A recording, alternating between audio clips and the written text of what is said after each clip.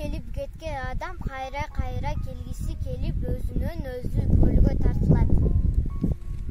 Күнгө чагылышкан күмүш толкундары көл үстүндө калгып сүзүп жүргөн ак куулары бул өзү ажайып керемет.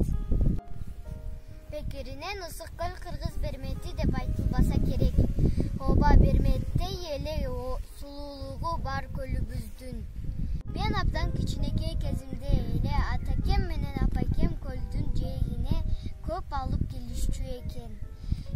Жаз айы келип күн жылый баштаганда эле көлгө барам деп ыйлай баштайм. Көлдүн жээгинде бөбөгүм экөөбүз ары бери чуркап